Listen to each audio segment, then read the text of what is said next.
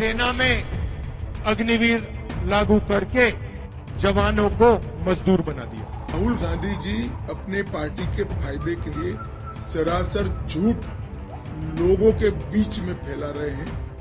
तीनों सेनाओं में अग्निवीरों की भर्ती से जुड़ी अग्निपथ स्कीम को लेकर मोदी सरकार विपक्ष के निशाने पर है। लोकसभा चुनाव में बीजेपी को झटके के बाद जेडीयू और एलजेपी जैसे उनके सहयोगी भी अग्निपथ स्कीम की समीक्षा की मांग कर रहे हैं।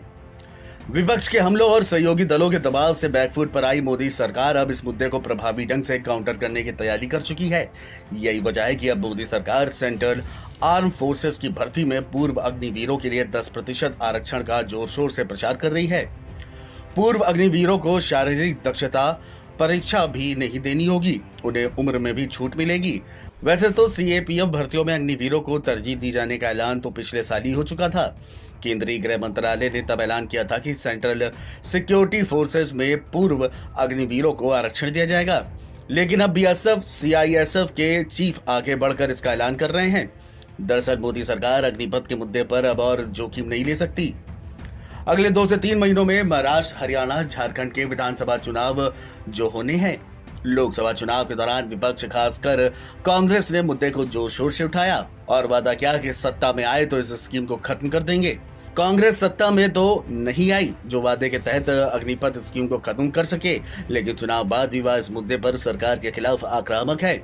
राहुल गांधी ने अभी ड्यूटी के दौरान अग्निवीरों की मौत के बाद मिलने के वाले मुआवजे का मुद्दा उठाया था। उन्होंने आरोप लगाया था कि ड्यूटी के दौरान देश की रक्षा करते हुए जो अग्निवीर अपनी जान न्यौछावर करते हैं उन्हें सरकार की तरफ से मुआवजा नहीं दिया जा रहा। हालांकि रक्षा मंत्री राजनाथ सिंह और यहां तक कि सेना ने भी राहुल गांधी के आरोपों को पुरजोर तरीके से खारिज किया। बीजेपी ने राहुल गांधी पर अग्निवीर के मुद्दे पर झूठ बोलने और देश को गुमराह करने का भी आरोप लगाया। इसके बाद भी राहुल गांधी और कांग्रेस के तेवरों में नरमी नहीं आई। लोकसभा चुनाव के नतीजों के बाद विपक्ष उत्साहित है और बीजेपी सतर्क। लोकसभा चुनाव में पिछली बार के मुकाबले बीजेपी की सीटें घटने इसके पीछे एक बड़ी वजह अग्निवीर के मुद्दे को भी माना गया। चुनावी झटके के बाद माना जा रहा है कि मोदी सरकार अग्निपथ स्कीम में बदलाव करेगी, लेकिन फिलहाल ऐसा होता दिखाई नहीं दे रहा है। अग्निवीर मसले पर विपक्ष के हमलों और उसके नैरेटिव को कुंद करने के लिए मोदी सरकार ने पूर्व अग्निवीरों के लिए केंद्रीय सशस्त्र बलों में आरक्षण का दांव खेल दिया। गुरुवार को कई केंद्रीय बलों ने ऐलान किया कि वह अपनी भर्तियों में पूर्व अग्निवीरों को 10% आरक्षण देंगे।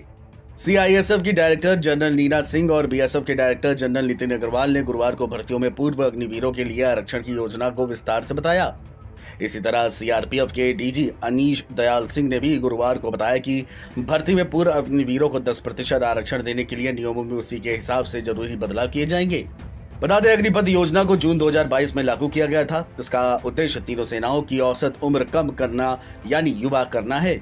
इस स्कीम के तहत 17.5 साल से 23 साल के युवाओं की सेना, वायुसेना और नौसेना में भर्ती की जाएगी। ये योजना के तहत भर्ती जवानों को अग्निवीर का नाम दिया गया है। ये 4 साल के लिए भर्ती किए जाएंगे। इनमें से 25% को स्थायी कर दिया जाएगा, बाकी बचे 75% को रिलीज कर दिया जाएगा। उनका वेतन भी रेगुलर भर्ती किए गए जवानों की तुलना में कम होता है।